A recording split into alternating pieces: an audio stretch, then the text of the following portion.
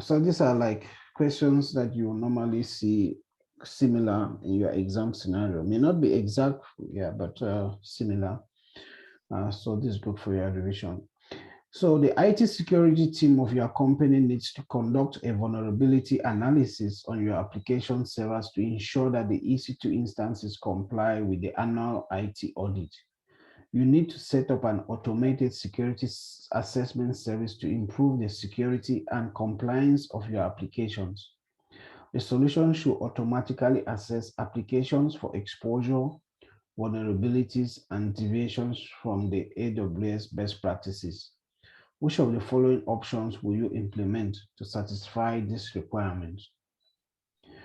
So in our revision, when you read a question like this, the first thing that you always need to do is make sure you go back and try to pick out what's important in the question, and then have an understanding what is really the question asking about. So don't never be hurried to like just read the question and go to the answer, because there are some services that are similar. At times you may see question asking something like what is the most cost efficient, which means that in the answers there may be some questions, some solutions that will not be cost efficient.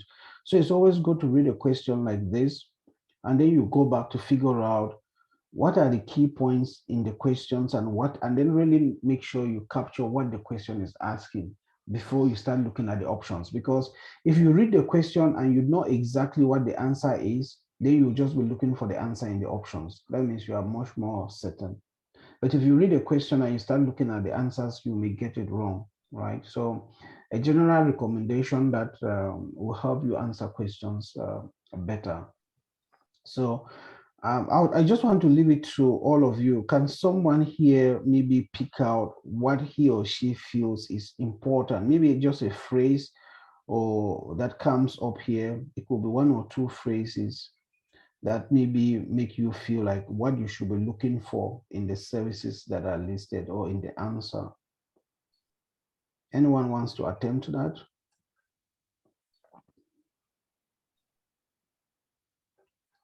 And right, can you go ahead? I think you have unmute yourself. Yeah, I think what captures my mind here is security, and then it's talking about EC2 instances. Okay, that's important. It's security. It has to do with the security services and EC2 instances. Anyone else?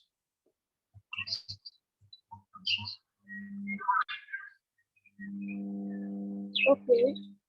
Yeah, Balon Leslie, go ahead.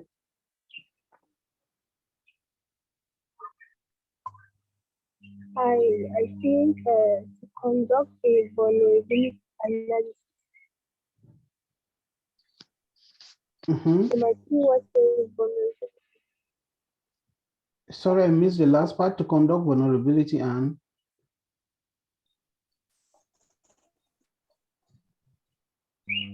Vulnerability analysis on your right. application set. Okay, that's fine. You all there is, yeah. I see some more people. Someone last person wants to add before we go to the answers.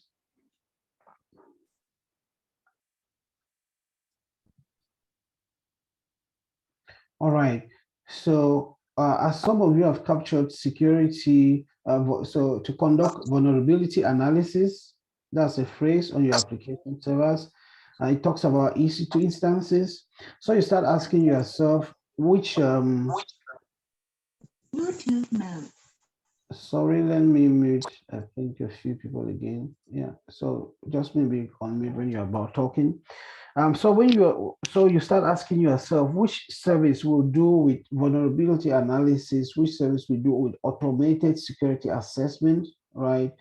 And yeah, it should automatically do that, vulnerabilities, deviations. So a lot of vulnerabilities coming in here, and you have to think of EC2, annual audit. So now having covered that, um, and they're asking which of the following options will you implement to satisfy this requirement. So based on the services that you've studied so far, which one of these will be the right answer? Or maybe another way to pick it is to also look at the ones that can answer, or maybe you start looking at the ones that definitely cannot be the right answer. So you're answering by elimination, where you know that this one definitely cannot do it, and then maybe you are reduced with one or two, and then you ask yourself which one would definitely be the one talking here, or maybe you just recognize the one that will be the right answer if you've studied very well. So I still leave it open. Anyone wants to pick the right answer from the four that we have?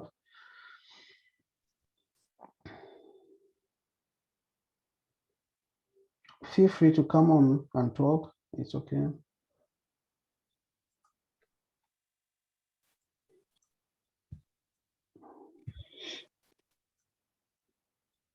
Kenya, you want to answer?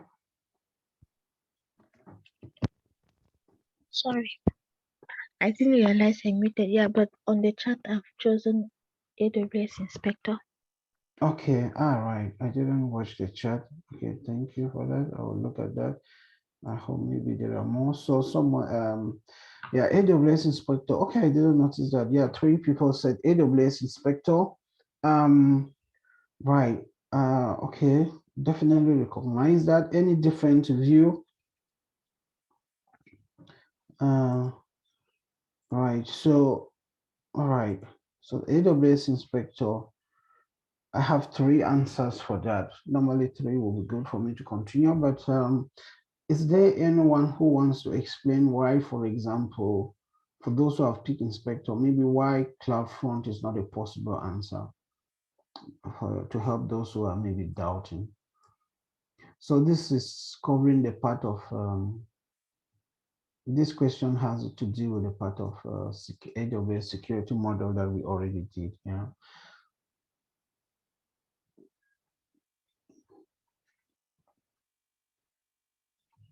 Okay, I think, yeah, if no one is coming up, no, that's just okay. Let's just, so I'll take AWS Inspector based on the three answers that we have from Kinui, Divine, and Banonleski.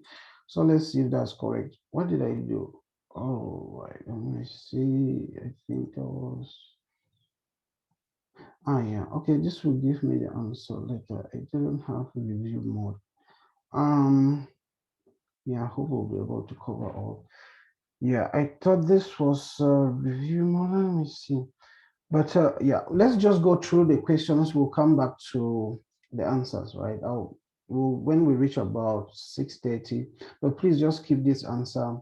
We'll do that quick review after. I think I can check here, right? I think.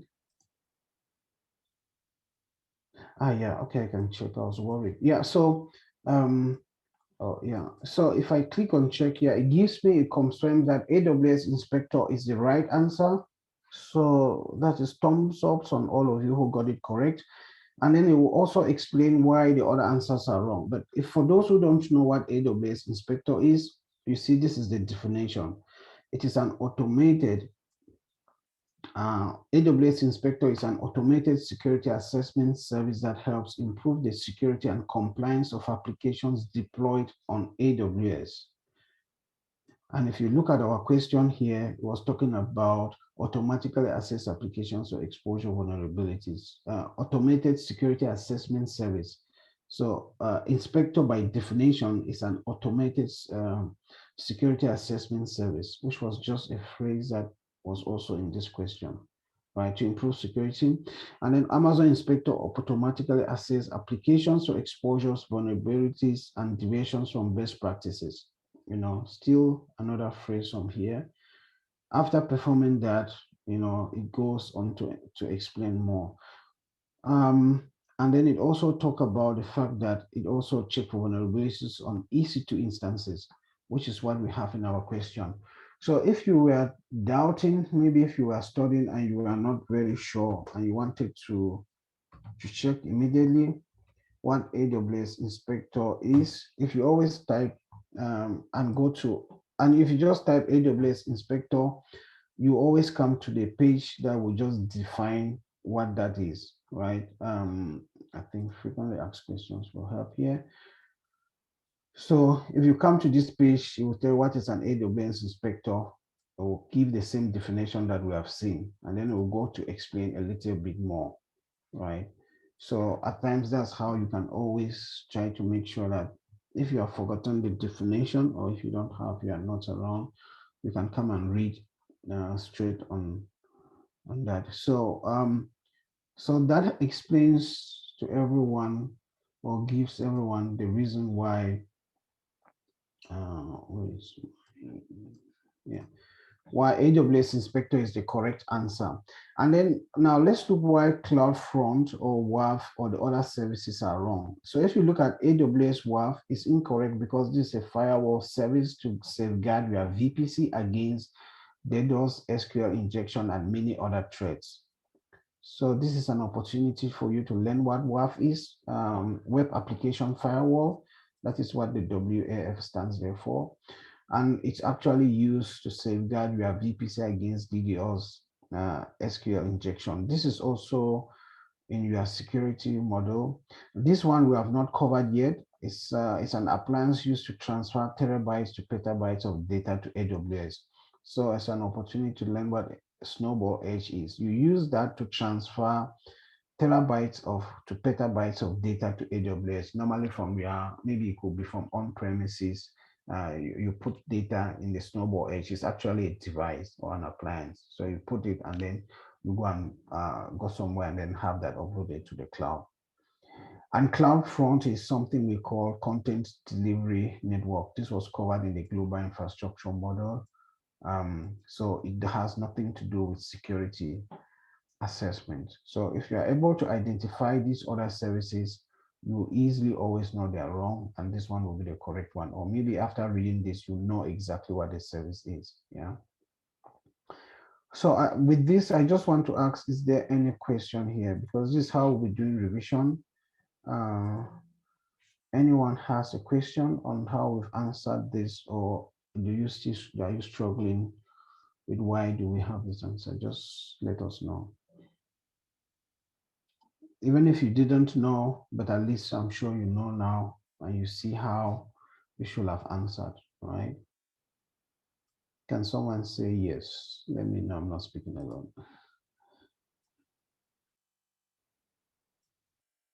I know it's not a shy class. Can someone speak out? Yes. Yeah, okay, Yes. Thank you, Kinyai. All right, and thank you, Edian. Yeah, so that's how we're doing revision. So let's look at another one. I don't want to, so I think I have that on here. Right, the next part is talking about which of the following, I hope you have had this, right? Which of the following cloud design principles supports growth in users, traffic, or data size with no drop in performance? So which of the following cloud design principles supports growth in users, traffic, or data size with no drop in performance? So maybe you have to start think of what scalability, go serverless to reduce compute footprint, design for failure, decouple your components. So after reading this, what is like a key phrase here that stands out that you should be watching for in these different options? Can someone talk about what's the key phrase or words that should guide you in your answer?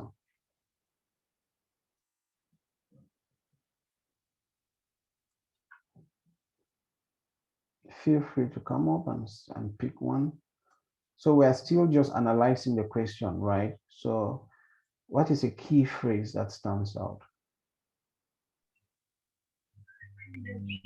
I think growth in I think results, traffic, and data size, which I think is traffic scalability. and data size is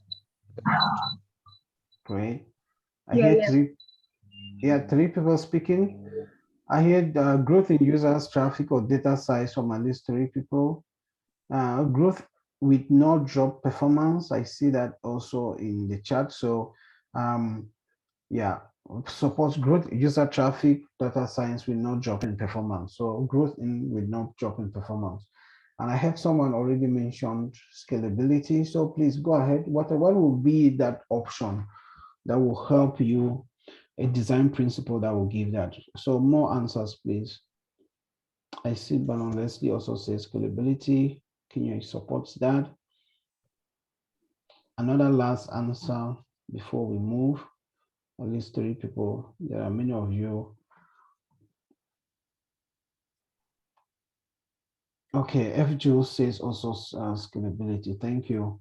Next time, for those who are not answering, I'll pick some names. So yeah, so the first thing is, as usual, remember this practice. When you read a question, ask yourself, what are the key phrases? Because that starts shaping your answers or the right answer in your mind. Some of you have said suppose growth in users traffic or data size will not drop in performance. I fully agree with that. You've picked scalability. Divine as well. Most of you have speak that. But the other thing I don't see, we're still trying. Let's look at why the others are wrong, for example, or let's answer, let's check first. To first of all, see if you are correct, right? Right, so scalability is the correct answer. And then, which for those of you who maybe didn't know, you have to start asking yourself, what is scalability? And I was just mentioning in the slides here that you should go and check this PDF file. So in case you have not looked at it, it's an opportunity to see that it's of value to look into it. So scalability here, we're talking about, the answer says the AWS cloud includes many design principle patterns and architectural options that you can apply to a wide variety of use cases.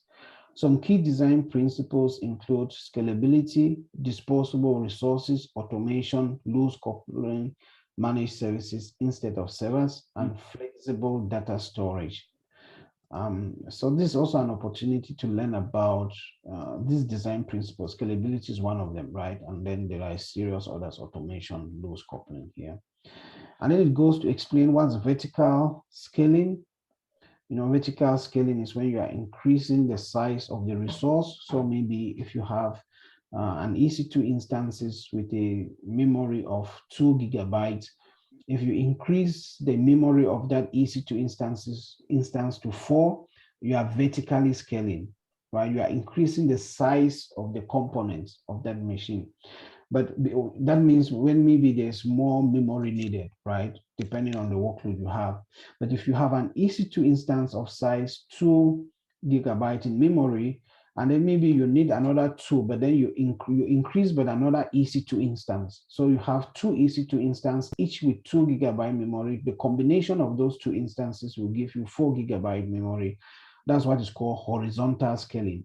So with horizontal scaling, you are always increasing the number of instances, right? So make sure that you capture that. You see horizontal scaling, you're always increasing the number of instances. Vertical scaling, you're always increasing the size of the component in the same EC2 instance.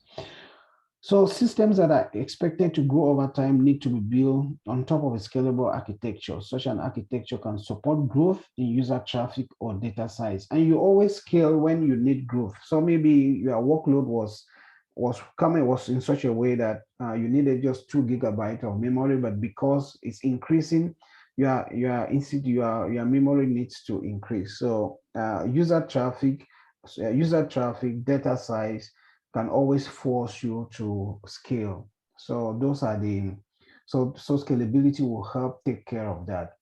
So growth, so that's just a basic explanation again of why scalability is right.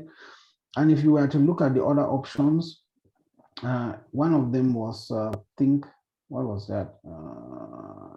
Here, the correct answer is scalability. The option that says think parallel, did I see think parallel here? I think that was not there. Design for failure. So let's go for design for failure. The option that says design for failure is incorrect because it only encourages you to be pessimist when designing architectures in the cloud, assuming things will fail. In other words, you should always design, implement, and deploy for automated recovery from failure.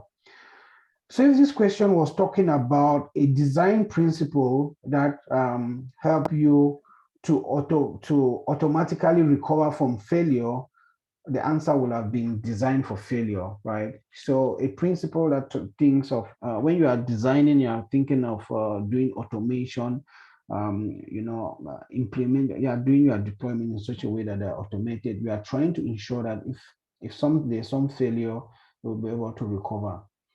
Then go serverless to reduce compute footprint is not correct because this is not considered as one of the key design principles of the AWS cloud. So go serverless to reduce compute footprint is not a design principle in the AWS cloud. Although it is true using serverless architecture can reduce your compute footprint. This is one of those answers where the phrase is correct, but it's not addressing the question. And that's why it's always important then to always look back at the question. So this phrase on its own is correct, but it's not answering what has been asked, right? And that's why we said it's good to always look at the key points so that you make sure that you always answer the question and not just what you have. This option that came up, think parallel, is also an important point, but even though it doesn't show up here, decouple your components is not true. This is, we were talking about support user traffic. When you are decoupling your components, most of the time you want to handle scale the different components individually, design high availability for the individual components individually, but it has nothing to do with support growth in user traffic. So this is an option that it's also an important principle in the cloud, but it's not answering this particular question. Yeah. I'm trying to point out so many things and I hope that helped. So please feel free to ask any questions if there's anything here that you didn't understand. Just catching up. Oh, it's clear. That question is clear for everyone. I hope you see the question, any question that has to do with scalability, you'll be able to manage that. Yeah. That's the essential point. Right, everyone is quiet. I assume that that means you pick that up. But Phil, let me see in the options. Yeah, no, nothing on chat. So let's keep going, right? Let's just do some practice this morning. Now, yeah, I think now, which of the following cloud best practices reinforce the use of the service-oriented architecture design principle? So this is straightforward. What reinforces the use of the service-oriented architecture design principle? I kind of silently mentioned that in my last explanation, but this is one of those things that maybe you didn't see in the notes in verbatim, but yeah, in questions, it's always opportunity to learn other things. So don't be asking yourself, where did we have this? So it's part of the questions are also part of our study and preparation. Anyone wants to try that? I'm trying to look at chat.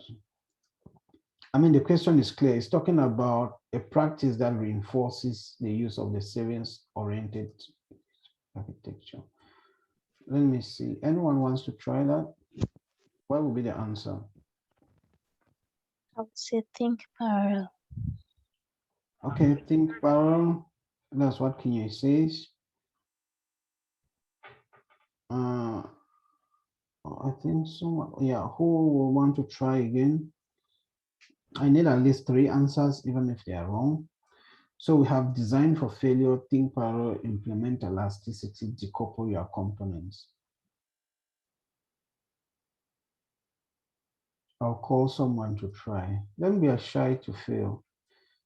Right? When you fail, you only get better. You remember it. Now with Mustafa, you want to try that? I think design for failure, that's what design says. Implement elasticity, that's what Balansky says. Solly, what about you?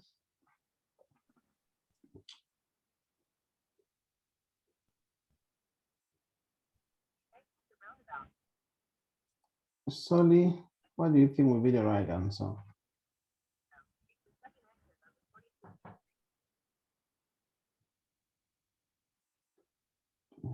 Oh, Solly is there. I can't see him responding. Okay, who else can I pick from here? Besem, you want to try that?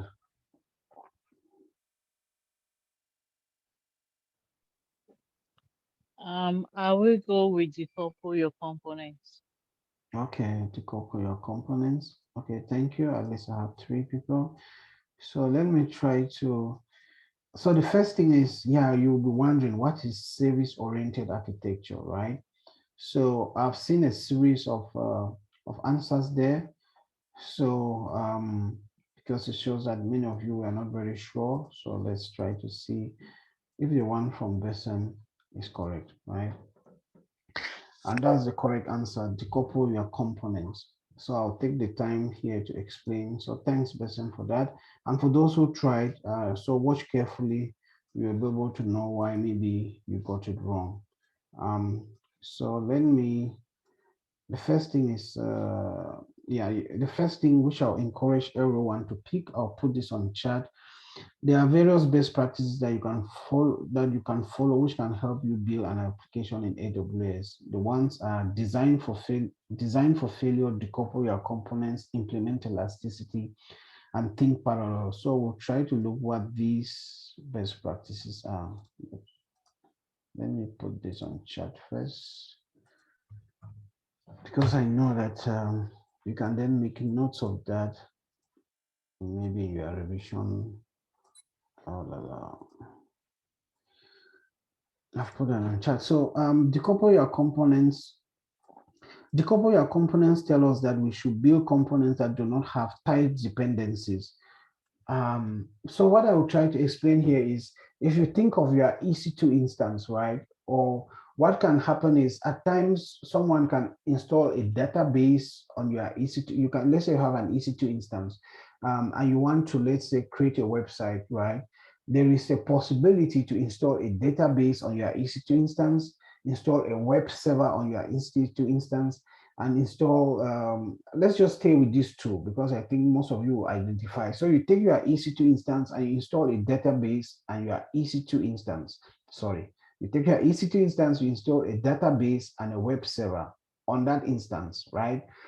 So you have everything in one EC2 instance. That's what is called, you have you have coupled those two components. They are in one EC2 instance.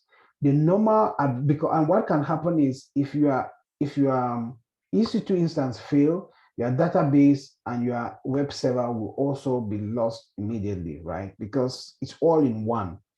But the normal general advice from AWS is you should decouple your components. So that means that you should have a separate instance, let's say, for the database and a separate instance for, say, the web server.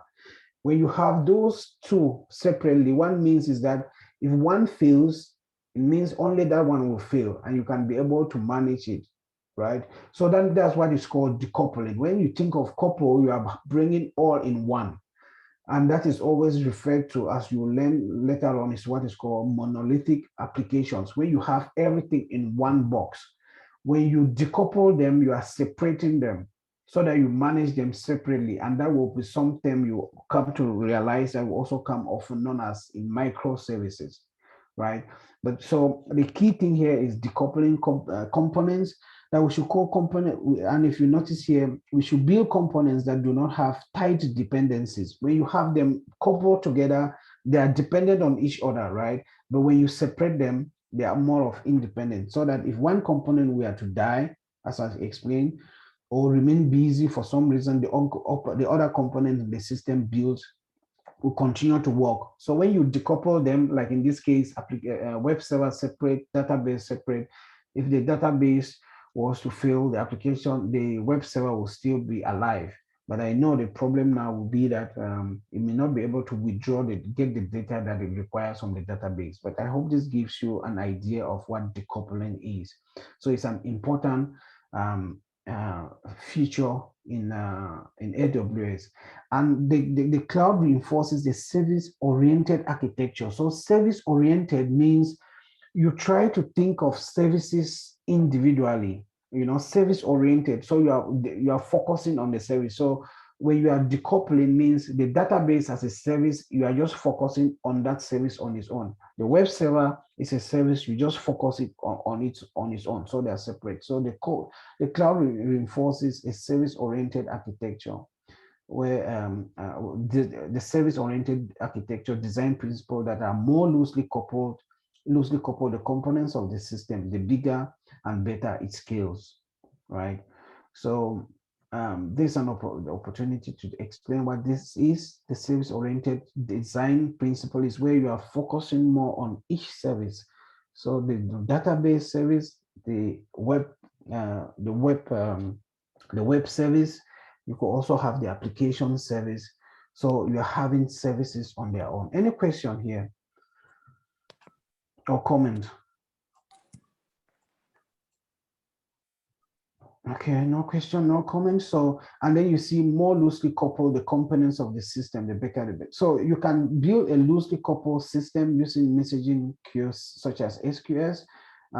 Yeah, we'll learn about that. So when you separate the components like that, you always have the SQS service that will act like a buffer between those components. But we'll talk more about that. I think SQS service is one that you also saw on compute. We'll talk more about that later. So, but the key thing here was to explain the service-oriented architecture where you are focusing, your design is making the services individually, and when you do that, you are actually decoupling your components. And then the other ones here, think parallel is incorrect because just internalizes the concept of parallelization when designing architectures in the cloud. It advocates to not only implement parallelization wherever possible, but also to automate. So think parallel, we'll see it like when you are doing, when you are in S3, you do multi-part, when you're uploading files bigger than 10 gigabytes. I'll meet a few people. Parallelization is when you are trying to do, many things in parallel, right? So it doesn't really have to do with the service-oriented architecture here. Implement elasticity. This is also not correct because this principle primarily implemented by automating your deployment process and streamlining configuration and build process of your architecture. This means the system can scale without human intervention. So remember, we did talk about scalability, right? So you can implement elasticity in scalability where your EC2 instances, you can have more EC2 instances added if it comes to a position where you need more memory. You don't have to manually create another EC2 instance. That can also happen automatically. And I think someone is drawing on my screen. So that can also happen automatically. So implement elasticity is completely different principle. Design for failure, as we explained earlier on, we are designing keeping in mind that things may fail, right? But it has nothing to do with service-oriented architecture here. Right, so I'll share some of those things that I've covered here. And of course, I'm recording this, so I'll share as well. And then you can then maybe look into that. But so far, I hope all of you got what that was. Any question? I'll ask again before I go ahead. I don't just want to have it. Any question? Herman, how are you finding this so far? Is it helpful? I hope Herman is there. It's very, very helpful. Okay, happy to hear that. What about you, Linda?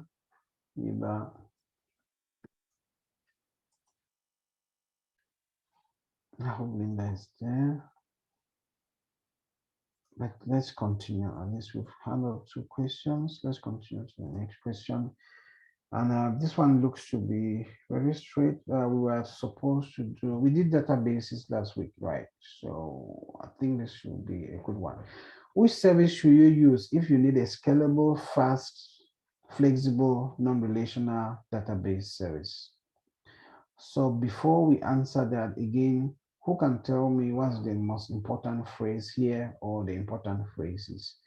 Please feel free to speak or put that on chat. We'll see.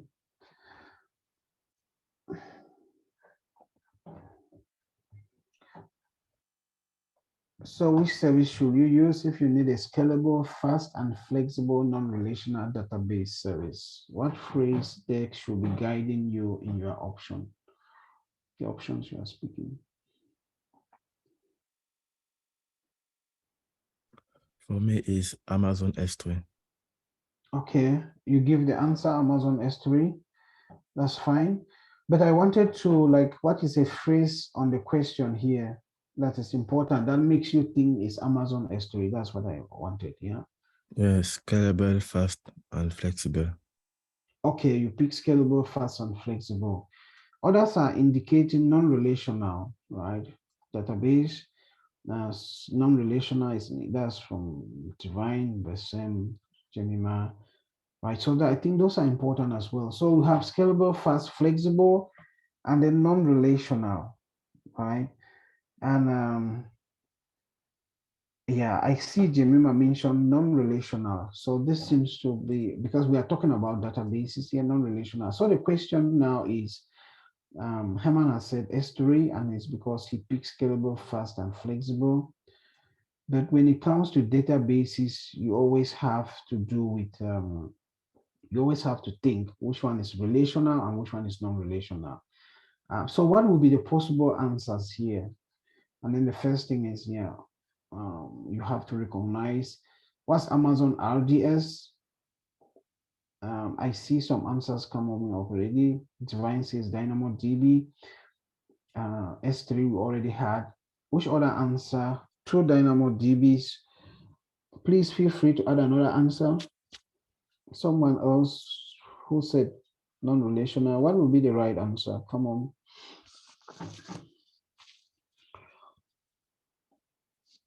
One more answer and then we'll continue. Someone should answer as well. I've seen from Divine, Besem, and as well Herman. Jemima, you said non-relational. What will you say?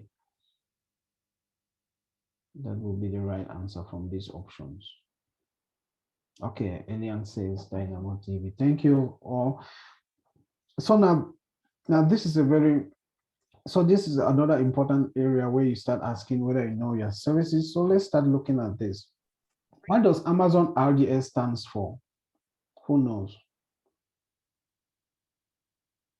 That was covered last week, I'm sure, in the database Amazon session. Relational Data Service.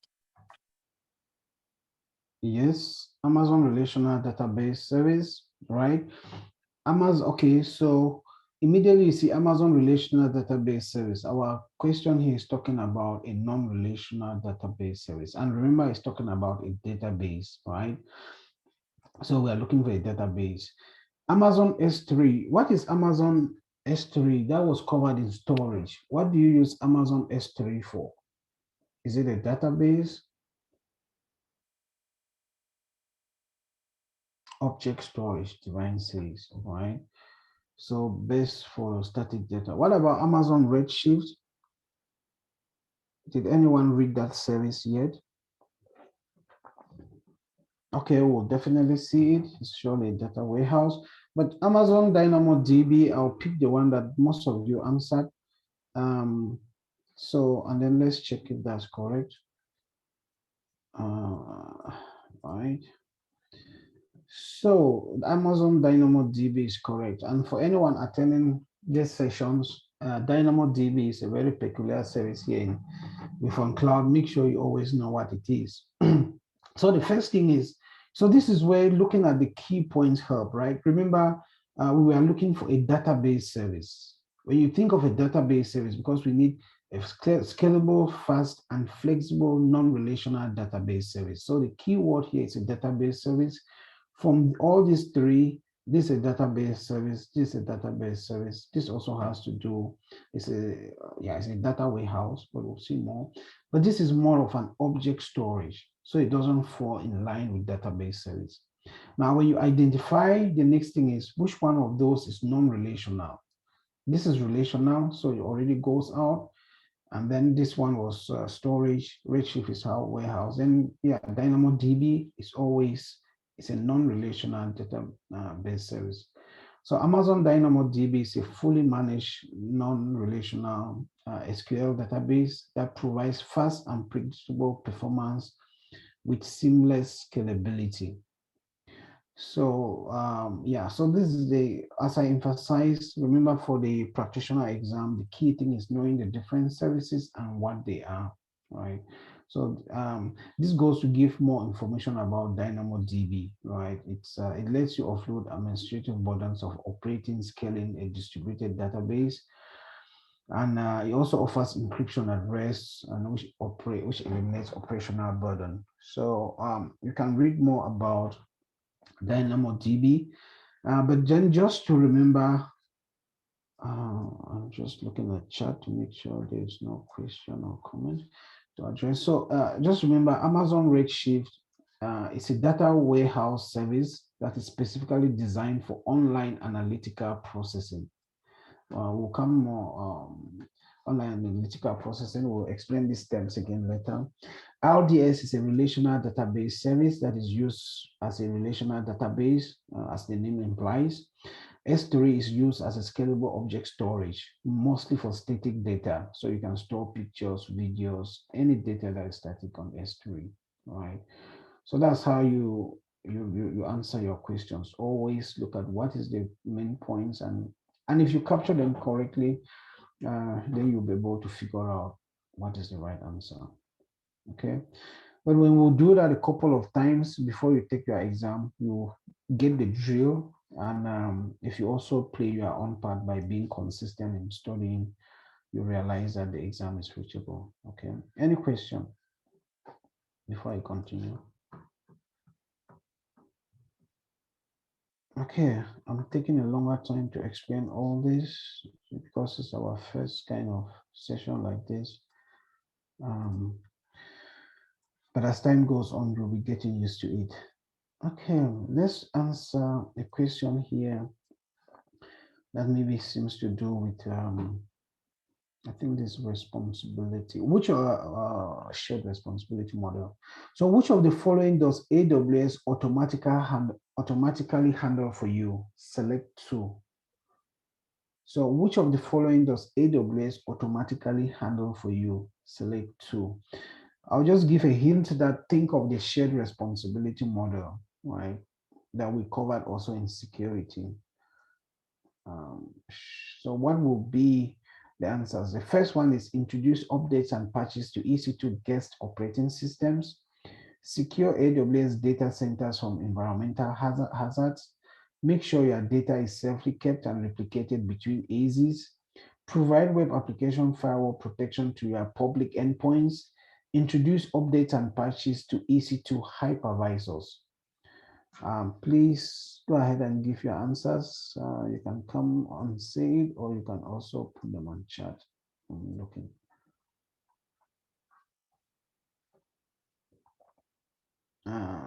Okay. Right. Okay. I think I have to look at that. 5 and 2. So 2 here. 5 is the last one. Okay. Someone also, that's Kinyui, someone also says secure data centers and patches to EC2. Leslie says 3 and 4. Make your data is safely kept, and 4 provide web application. I see 2 and 5 from Arvin.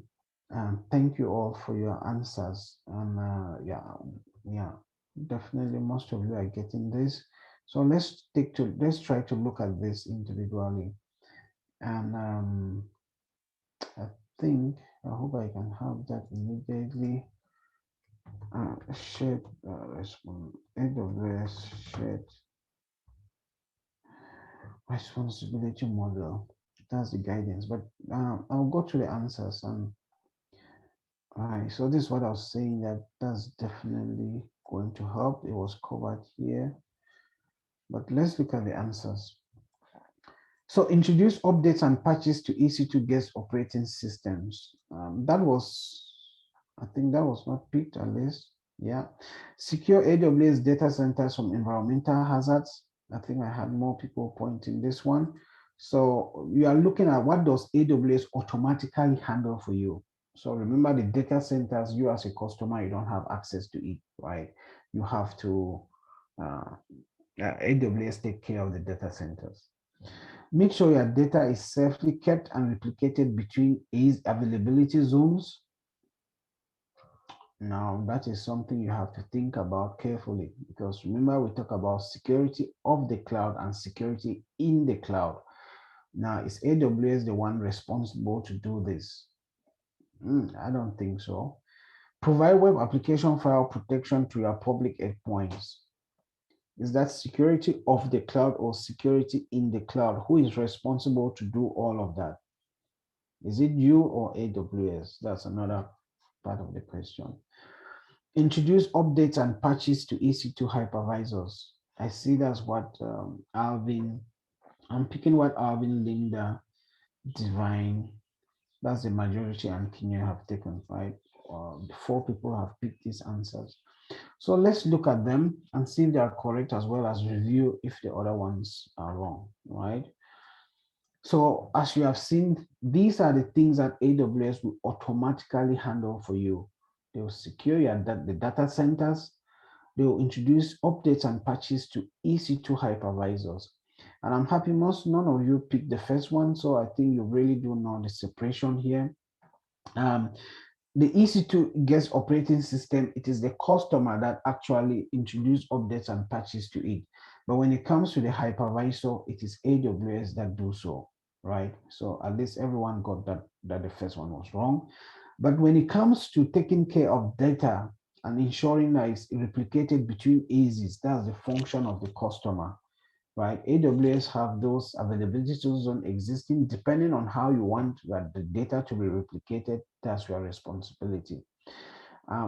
This other one of providing the web application firewall is still something that's supposed to be done by you, not by AWS. So yeah, you see, all other options are incorrect because these are responsibilities of the customer.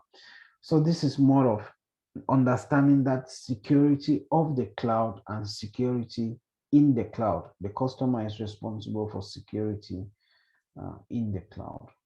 Yeah. So it goes back to looking at the shared responsibility model and understanding, like you see, security in the cloud, which is the customer side. So client data encryption, authentication, network traffic protection, and all of these fall under the customer data, because if you remember, if you are talking about this part that said, make sure your data, this customer data. So if you are going to do anything with your data, it's always the customer. Make sure that your data is safely kept and replicated. That is the customer that is doing that. And AWS provides services that can help you ensure that your data is like that, right? Provide web application, all of those. Yeah. So, right. And remember, during your exam, you don't get half points. So something that I just want to point out here. If you get one of these correct and one wrong, you fail all, right? So you are not given half points in a question. So it's very important to make sure that when you answer, you get all of them correctly, especially situations that are addressing that have two options like this. All right. It's slow, but I hope it's very helpful here. Let's try to answer another question here. Let me see how many I have here, right? So okay, question 6. What service provides the lowest cost storage option for retaining database backups, which also allows occasional data retrieval in minutes? So make sure that you look at the question and pick up the right options before you start looking at the answers, right? So the right, pick out the phrase that is important. So please share with me what you think is it could be 2 phrases or a phrase that stands out as a, in this question here.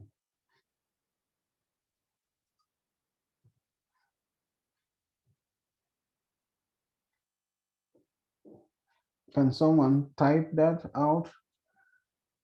Or maybe say what is the phrase that captures. Someone is typing there. You are typing the answers, but I still want to encourage the habit of looking at the question and picking out some. I know I emphasize that will help you in answering your questions correct most of the time. When you look at when you try to capture the phrase in the question. So thanks for your answers, Edwin and Divine. But again, can someone tell me the phrase that you are picking that is guiding your answer? Anyone, please go ahead.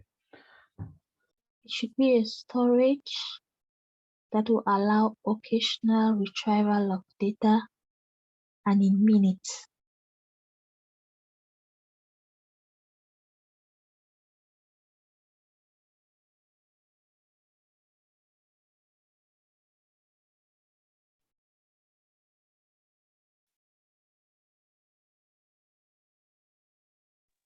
Right. Sorry, I'm back. So I heard, can you say it should be a storage that will allow occasional data retrieval and it should be in minutes. Divine says lowest cost to return backup and allows retrieval in minutes.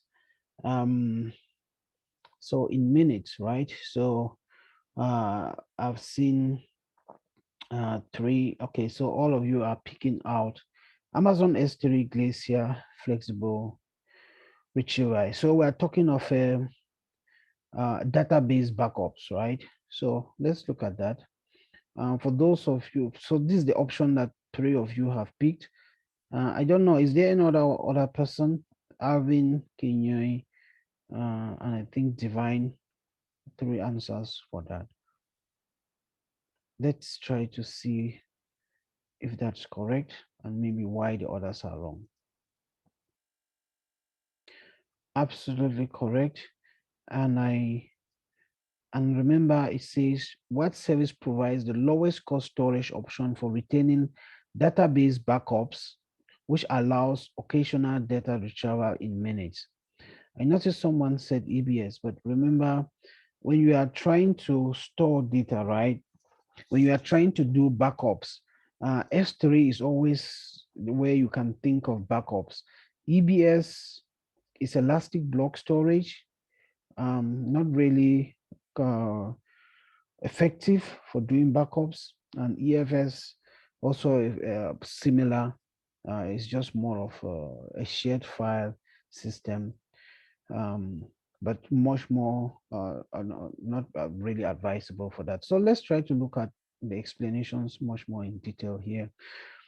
So when you capture this, when you know the key phrases and you know what Amazon S3 Glacier Flexible Retrieval is, you can be immediately relate it to your key phrase, in the question, and that will guide you have the right answer here. So Amazon S3 Glacier storage are designed to be the lowest cost Amazon S3 storage classes, allowing you to achieve large amounts of data at a very low cost. So the question again was lowest cost storage. So you see how that's aligning with this. This makes it feasible to retain all the data you want for use cases like data lakes, analytics, IoT, machine learning, media access archiving. You only pay for what you need with no minimum commitments or upfront fees. And then you have the different options here. Instance retrieval for archiving data that might be needed once per quarter. Flexible retrieval for archiving data that might infrequently need to be restored once or twice per year. You have deep archive for archiving long-term backup cycle data that might infrequently need to be restored within 12 hours. So just for notes, and I'll just copy this and share with you on chat, and I think that will help. So you can keep that. I know I'll still share the video, but just trying to capture some key things that you can maybe also easily read. And then we have this table here. I think I can. which also goes to talk about the different storage classes and what they are designed for. It's very important to know what the standard, this was covered in the storage class with at the end. So it's good to know what the standard storage class is used for. You see, intelligent tiering is for data with changing or unknown access patterns. There are some data, you know, that you need to access it frequently. Some you don't, you know, you have to access it after maybe a year. Then there are some that you don't even know how often you access it. So unknown access patterns, intelligent tiering is a better one. So if I can copy this image, I'll paste it as well. You should have, right? So you can save this image for reference as you study and go along. So now let's look at why the others were wrong. S3 is incorrect because this type of service costs more than S3 Glacier storage classes, right? So S3 on its own is wrong. Remember, we're looking for a backup, this thing, and it will cost more than Glacier. So that's where the question, S3 costs low, but S3 Glacier will cost lowest, right? So that's why I say it's important to always look at the option. It says the lowest storage option. You can definitely use S3, but it will not be the lowest cost storage option. Right, that's where the difference is. EBS is correct because it's incorrect because it's a type of block storage and is not suitable for database backups. EFS is a POSIX compliant file storage suitable to be used as a file system and not for storing backups. So you can't use EFS for doing backups. It's not suitable actually. So it boils down again, just repeating, knowing the services, knowing what they are, that's how you'll be tested during the exam. And I know most of you, if you remain consistent, yeah, you'll be able to have that, okay? Any question or comment? Okay, I see none. Let's move ahead to another question. I don't think we have covered this service. Right, I will skip this for now. I don't think that's a question we've done. Let's check this out. Yeah, yeah, we have not done the well architected framework, so I'll skip that. Right, so the well architected framework will come at the end of it's one of the last modules, so it will be unfair if I'm asking you that now. Right. So now I'll skip this as well. Let's look at, this is talking about, yeah, we're going to do this week. And all of this is happening this week. So let's check this one. What cloud computing model deals with services such as EC2 instances? This is something we did earlier on when we were introducing cloud computing. So this is just straightforward. What cloud computing model deals with services such as EC2 instances? So we did learn about IaaS, SaaS, PaaS, and DBAS. So yeah, that's database as a service. So what would be the right answer? Yeah, 3 of you says IaaS. Anyone has a different view? And what does IaaS stands for? Can someone say or write?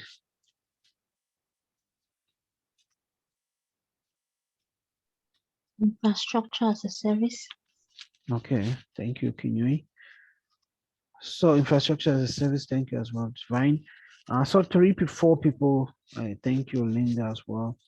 So let's check if this is correct. So we're talking about EC2 instance, right? So SAS will stand for software as a service. P, they're standing for platform as a service. It's important to know what these are and then also know examples that pertain to them. So EC2 instance is definitely an example of infrastructure as a service. And yeah, remember when you move to the cloud, depending on what service you are using, you can control certain parts and AWS will control the other. So with infrastructure as a service, an example like EC2, you always still have to manage the operating system, the middleware, runtime, data applications. So this, if you see the gray part is the part you manage. And for platform as a service, you know, all the yellow part is managed by AWS and you only manage the other part. For software as a service, from the data right to the networking, it's the applications. So an example of platform as a service is something you will learn later, like Beanstalk, but I hope you've been reading the services, you will know that. Beanstalk is an example of platform as a service. Your Gmail is an example of software as a service, right? You just use it as an application, right? If you are using Gmail. So, right. So as you see, Elastic Beanstalk, if you notice, platform as a service, Elastic Beanstalk here is an example. Software as a service here is being defined, which all of you this DBS is a database as a service, but EC2 is it's not a managed database service, right? Right. I think this one was kind of straightforward. Except I'm missing something. It's just learning those different options and trying to understand what they are. The next question is, let's go to the next question. We're at 6:44. Before maybe I say a few things. Right, I'll see who has been able to look at, I remember sharing this. Which of the following is a key use case of AWS Control Tower? I did share this in one of the sessions. And so let's see. Which of the following is a key use case of AWS Control Tower? The question should be, what is AWS Control Tower, right? So if you know what AWS Control Tower, you'll be able to understand that. So let's look at the options. The first one says, an easy way to establish a landing zone that implements an AWS well-architected multi-account environment and applies the AWS best practices. A way for customers to send instructions to an AWS account on how to deploy popular technologies such as WordPress. A fast monitoring engine used to dictate if any of your AWS accounts deviate from the AWS best practices. A centralized login service for all types of log files. What will be the right answer?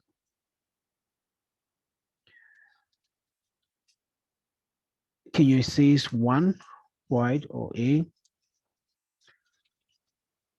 Who wants to attempt again? Alvin says one. Another person? What about you? Some people have been silent here. Again, Solly, what about you? What's the right answer? Solly, I hope you are there. Or someone from the Lawe team. What's the right answer? Someone from Lawe team there.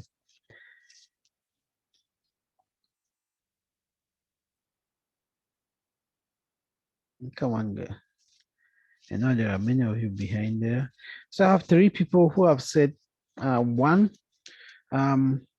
So I'll go follow up with what you've said and let's check if that's correct. And I'll maybe then try to give some explanation on that. Yeah. Right, so one is definitely correct. I'm happy to see some of you pick that up. So this is one of those topics that is new to the practitioner. Maybe some people who have been on the sessions, they may not see this, recognize this, but Control Tower is a service that is now appearing.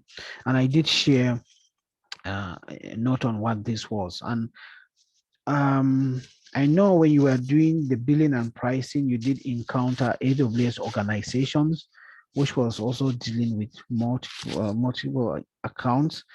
But AWS Control Tower, think of it as an advanced and a better way of for AWS organizations. So remember, AWS is always constantly improving and designing new services to make things better. You may look at it now, you think that everything is better, but there are still some drawbacks in doing things in some areas, and some of these services come in to fill up those drawbacks. So Control Tower is actually a service that helps you establish a landing zone. A landing zone is like, it's just a name referring to, like, when you think of a customer that is on premises and wants to move to the cloud, right? The first kind of VPC he has, it's kind of like this is where he'll first land, right? This is where he will do everything. So setting up all the multiple accounts, and doing AWS best practices, because the first time you are setting up in the cloud, you want to do everything right. And the Control Tower is one of those services that helps you to do that. So it comes with ensuring that everything that is done follows the best practices that AWS have, and also follows the well-architected framework, right? So when you think of Control Tower, think of what the best way to, like, you're moving to the cloud the first time, how are you going to set up in such a way that it follows the best practices? You don't have to go around and make the mistakes that maybe others made. I think that's just the only way I can say it. And if you go and look at the definition on AWS website itself, yeah, that's just what you will, you also notice, right? So it's all you need to do to remember for the Control Tower is this definition. And when you move along, the Control Tower is a big topic on its own. There's a very interesting session, a lab session on how this is done. And as you move in your cloud journey, you'll be able to maybe do this as well. It's a very interesting aspect. And if you can do this, remember, most customers are moving to the cloud and they are always looking of how to set up their accounts in following best practices. So if you are able to demonstrate that you know how this works, yeah, it's a good thing. It's a good knowledge to have, because you always encounter this. Okay, but that is the details and how it's done is from, start thinking of the associate level, but in the practitioner level, it's enough to know what it is and what it stands for. The other ones were just completely out. They don't fall under what Control Tower is. Okay, I think we are 10 minutes. I don't want to just spend the whole session talking. I would like to kind of have some feedback and maybe remember, feel at home. It is not like a class where, even though it's a class, we try to make it as comfortable as possible. So I would like us to stop the questions for now and maybe just have a general discussion before 10 minutes elapse on and then the announcement that will come later. I think since we missed the session today, I'm still going to figure out what just happened with Joachim. Normally he would have been here. You had him last week with the database session, and I was talking with him last week. He was talking about, we were talking about the data analytics. Something must have happened that put him back. So I'll have a discussion with him and see by the end of today, there should be some update, whether we'll have that session tomorrow, or if not, I think Theophil is starting Theophil will be doing the networking tomorrow. So if Joachim is not able to come in immediately tomorrow, what will happen is the VPC model will start tomorrow, and part 1, part 2 should come up next Monday. But if Joachim, so I will see if Joachim comes up tomorrow, then part 1 and part 2 of VPC will be done next week. So please just watch out for on the chat for any updates in regards. So any comments? How do you feel us doing this practice? This is how our revisions will look like, and we'll be starting that maybe in a month's time or 3 weeks from now, to cover everything, because we want everyone to get really used to the questions before you go to the exams. but you need to play your part, right? Read the services, try to understand the concepts. Don't try to cram. You won't be, you won't, as they say in Cameroon, if you try to cram, you'll be so confused. Try to understand the services, the concepts, to know what they are. So please feel free to share with me your comments. Did Zian Limye say something?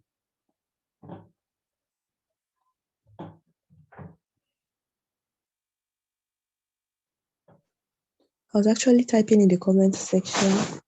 Ah, okay. Yeah, let me just talk here. Right. This being my first session here, I enjoyed it so much, and I think I've learned a lot today. Thank you so much. Yeah, Okay. I had a problem assessing, maybe, I don't know, the previous material you guys had covered. I don't know if I can get it. I don't know if you will resend it or something. I don't know. Okay. Yeah, thank you so much. You're welcome. Sure. You are on our AWS practitioner Telegram group, right? Yes, I am. Okay. I've just sent the link to the Google Drive. Try to click on that and see if you can access the PDF files. Those are all the PDFs we have covered. And then I'll resend the link to the YouTube playlist that have all the sessions we recorded. So yeah, and then you can then try to watch them one after the other. If you want watch a video a day, by next week, Wednesday, Thursday, you should have catch up. Yeah. Okay, thank you so much. I'm grateful.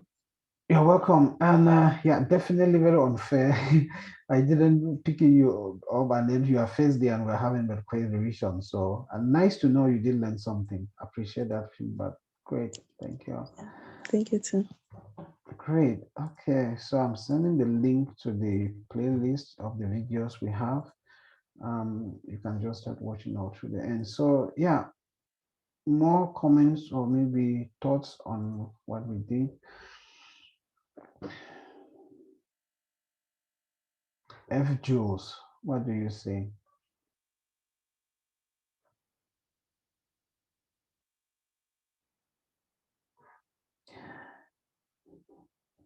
F. Jules, I hope you're there. Maybe it's now me.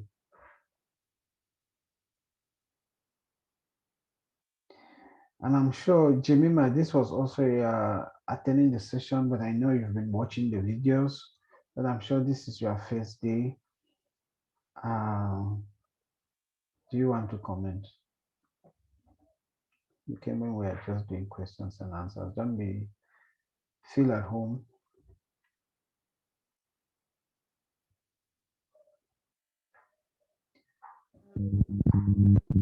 Good morning. I already said I've been watching the video, so things were starting like kind of strange to me. And I also really loved the session. It was okay by me. The session was okay. And I also heard some new things I didn't really find in those videos I was watching. So really Right. Okay, good to know that. Yeah, so you notice as well in some of the questions and sessions that we'll have, as you say, some new things will come up. So the whole models that we have and the revision we have is kind of like a combined package to revise and drill you towards in understanding. So quite okay there. But thanks for the feedback and nice to have you here during the first day. Yeah. thank you, sir. Thank you. Great. Bijan Silas, are you there? I know you've been studying hard. Yes, I'm here, but I've been driving also. So okay. Yeah. Right. Yeah, early morning. I know it's not always easy juggling studying in the morning and maybe having to go to work or travel. So I know it's a big sacrifice for all of you, which I know very well. It's a good foundation you are building in your cloud journey, so it's worth it. Okay, anyone? else want to come up?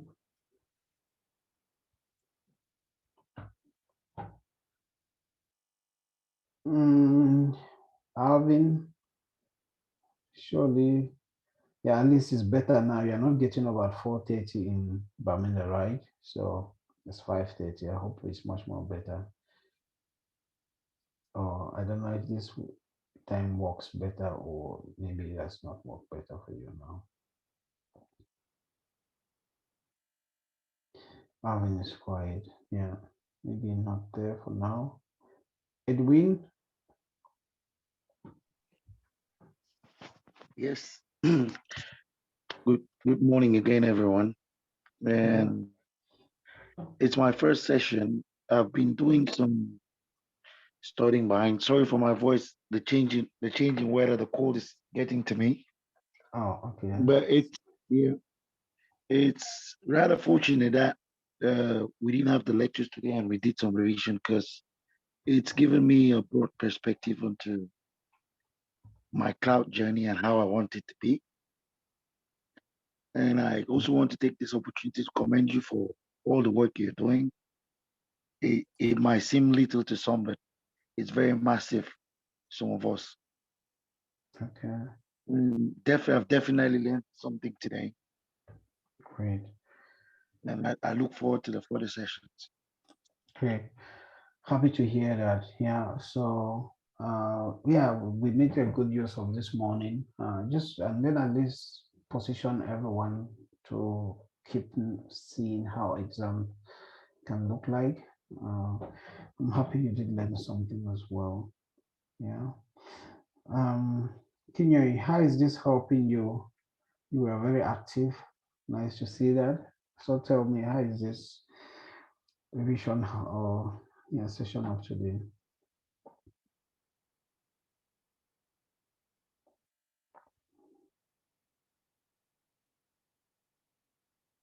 Maybe Kenya is not there for now. What about you, Yan Kirka? Surely your first time as well. How did you find it?